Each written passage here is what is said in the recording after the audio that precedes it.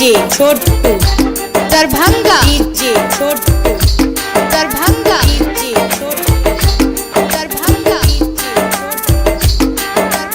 नया नया लड़का के करले तू ऑफर। ओ नया नया लड़का के करले तू ऑफर।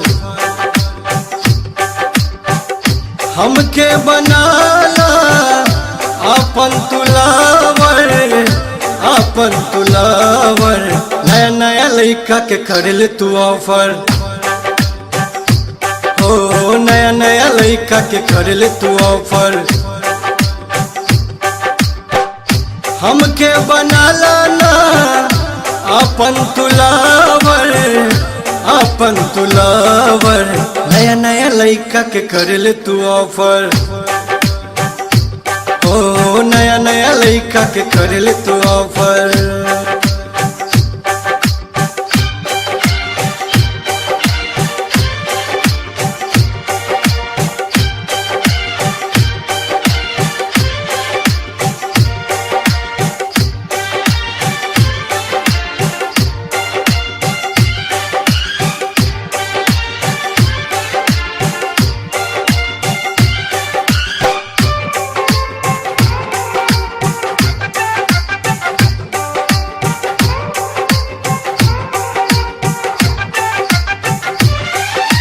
लागल प्यार के रोग बा कहेला जमाना, आके लग जा सीना से मौसम बा सुहाना। लागल प्यार के रोग बा कहेला जमाना, आके लग जा सीना से मौसम बा सुहाना। आजा दिल जानी आजा बहिया में आ, आशिक को अपना नए से तरफा। आजा दिल जानी आजा बहिया में आ, आशिक को अपना नए से तरफा।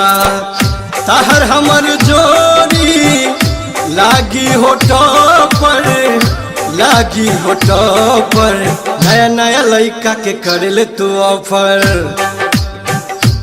ओ नया नया लड़का के करले तू ऑफर।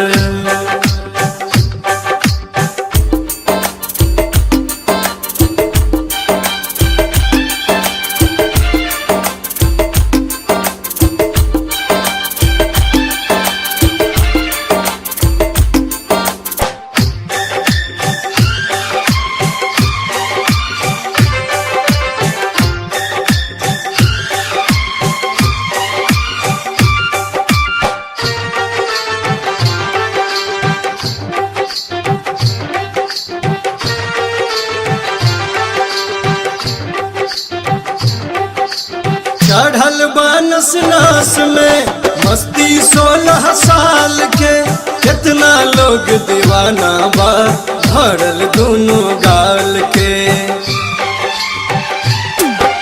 चढ़ल बानस नास में मस्ती 16 साल के, कितना लोग दीवाना बा भरल दोनों गाल के।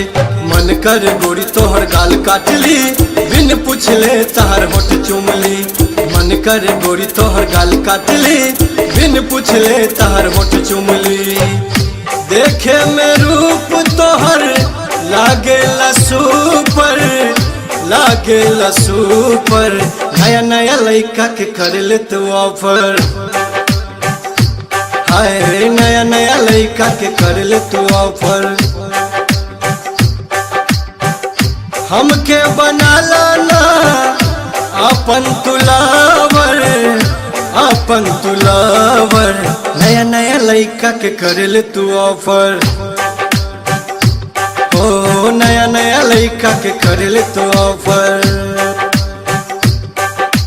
डीजे छोटू दरभंगा डीजे छोटू